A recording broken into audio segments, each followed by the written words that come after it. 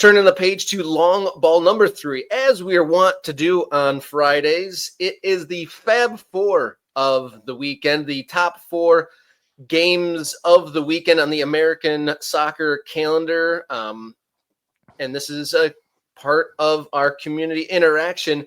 The 4th pick of the Fab Four of the weekend is the chat pick. So get your nominations in for pick of the week. Which game will you be making some time for this weekend? Lead us off, Mr. Davis. What is the top of this weekend's Fab Four games?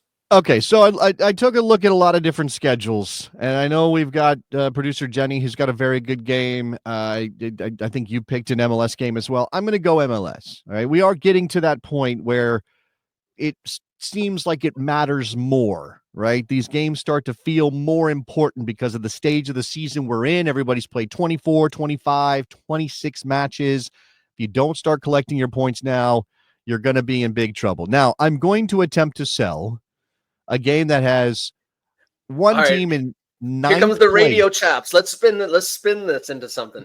Ninth place in the Eastern Conference versus 14th in the West. Okay, look, I understand that's not a high profile matchup on paper. I can feel the sizzle coming from the screen now.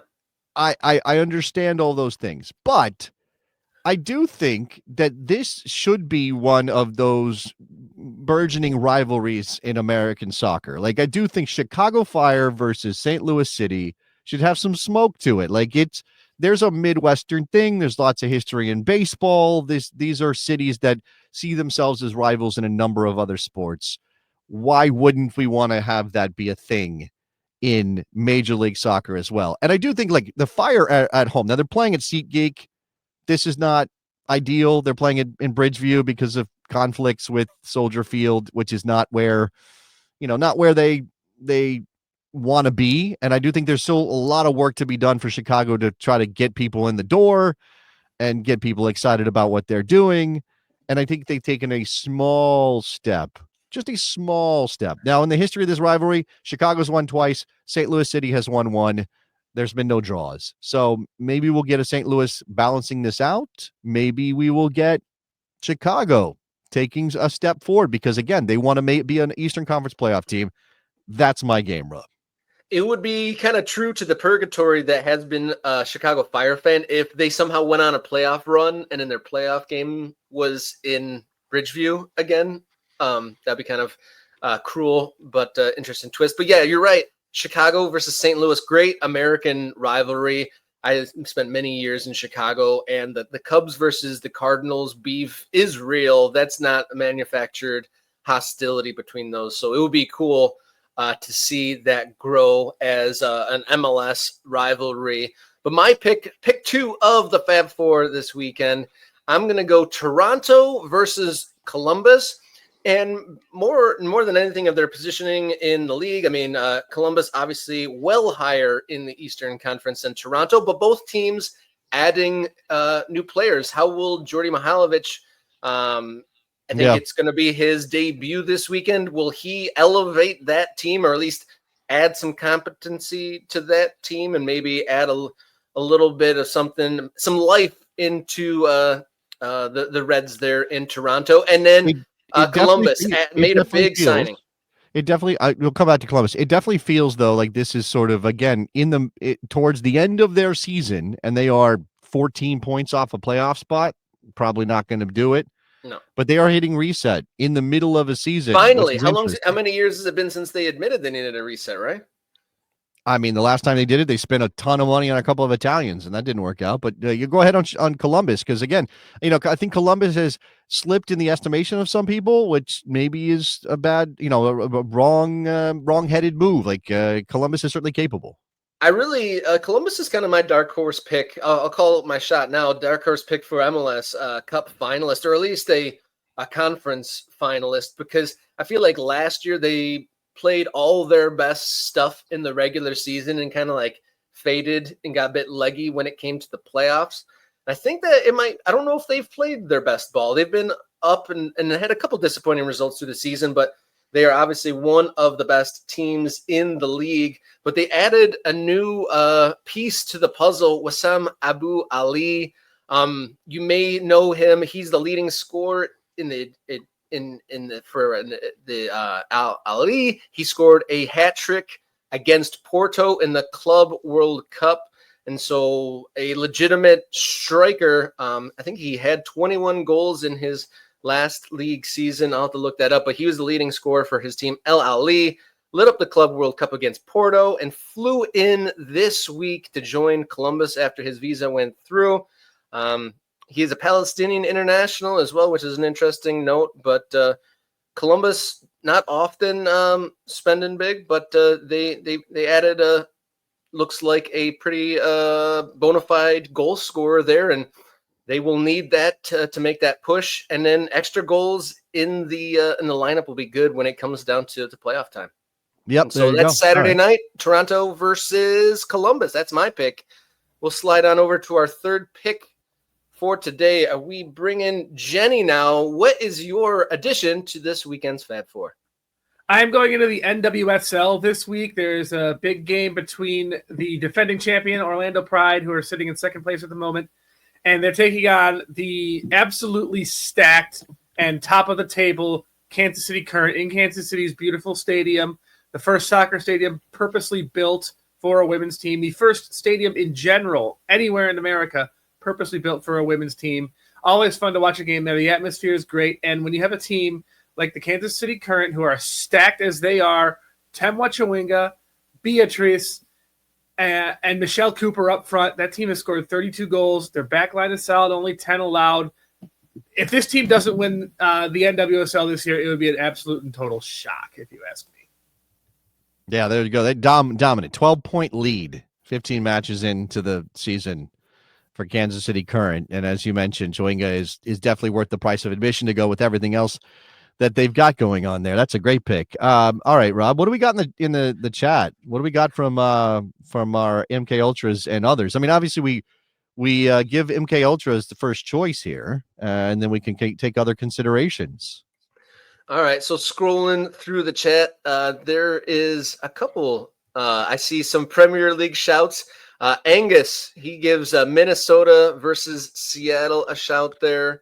That's a good. Seattle is heating up very, very, very quickly here. That's a good soccer team, and we know Minnesota has been one of the stories of the season in MLS. I think that's a decent shout. We'll put that under consideration. What else? I see. I'm working on the one screen on location, so it's a little bit tricky for me to scroll. I'll help you out here. I'll help you out, Rob. Please. Thank you. Thank you, sir. So a couple of Premier League games have been mentioned. Obviously, Premier League kicks off today. That's why Rob is wearing his Liverpool shirt, because Liverpool is playing Bournemouth today in their opener in the league. People are going to – I saw somebody say definitely watching Riverside Grove, definitely watching Bournemouth and Palace. It's because Tyler Adams, Chris Richards, a couple of Americans, I would imagine, is what Riverside Grove is focused on there. Let's see. In terms of USL Championship, Soccer Night Detroit, Pittsburgh, Charleston, or North Carolina, Detroit City, which is I know a game you were considering, Rob. Yeah. 2 top 6 matches in the Eastern Conference. Now, I think it's pretty clear right now, if we're talking USL, that the class of the Eastern Conference is Louisville City, but there is a little bit of a battle. Charleston's not so far behind that they're not part of that argument as well. 3 points back of Louisville City at the moment. Pittsburgh is down in 5th place. They're a ways back in terms of the table, but obviously looking at the playoffs. North Carolina is in 3rd, and Detroit City is in 6th. So as Soccer Night Detroit says, a couple of top 6 matchups there. So I think we can take maybe we take that Pittsburgh Charleston matchup. Part of the interesting thing there too, Rob, is you have one of the old guard of USL head coaches in Bob Lilly, and then you have one of the young guys in Ben Pierman, who has turned Charleston into a very strong team in the Eastern Conference of the USL. So I like that too. I like that juxtaposition of 2 guys on opposite ends of their coaching careers. Charleston versus who? Charleston versus Pittsburgh, I believe, is what we were told. There is, that's the game. Pittsburgh hosting Charleston tomorrow, 7 p.m. at Highmark Stadium in Pittsburgh, Pennsylvania. Including that, so that's the 4th pick. That's the chat pick, and then Jenny was Kansas City Current versus Orlando Pride, and I had Toronto versus Columbus. And who did you have? Chicago versus St. Louis in the Battle of the Midwest. Does that game have a nickname yet? I'm sure it has like a Fire and Brimstone or something like that. Or is that Chicago versus Dallas? Hold on. The Brimstone Cup was Dallas and Chicago because you had the fire and the burn. Yeah. I don't know if we're still calling it that because Dallas changed their name so long ago. But yeah, that's a good. Entering the chat, AV34. Want to hear your opinion on the state of the Red Bull right now, especially with the Chupa injury. Obviously, Red Bull knocked out of the Open Cup this week with that game that was delayed in Philadelphia. So that not exactly the result they wanted there. In terms of, man, look, Red Bull very difficult to get a handle on. 10th place in the Eastern Conference, tied on points with Chicago. I don't think they're trending. They haven't been terrible recently, but they don't. Well, a couple of I guess it's losing 3 out of their last 5 is not obviously a great situation. They don't seem to be trending in the right direction. This team every now and then, unless Forsberg or Choupo-Moting kind of takes a game on their shoulders, they seem to be competitive. But that's a team that has a limited ceiling. So I'm it takes Chicago and New York and Charlotte and a couple other teams to maintain their spots and hold on to points and all that stuff. But I wouldn't be too high on the Red Bulls at the moment. There you go. That's your Fab Four picks of the American soccer calendar for the weekend. Something we want to do every Friday morning. And you saw the chat. This is a interactive show, so get into the chat. We are trying to further the American soccer conversation here on Morning Kick Around. And to add to that, just hit subscribe. We've got over 3,000 subscribers so far and looking to add more every single day. Thank you, everyone who has joined thus far. If you want to kick your support for this program up a notch, $3.99 a month, you become an MK Ultra, a member of the channel of Morning Kick Around. You get a priority commenting on the screen during these live shows, which you saw here in the Fab Four.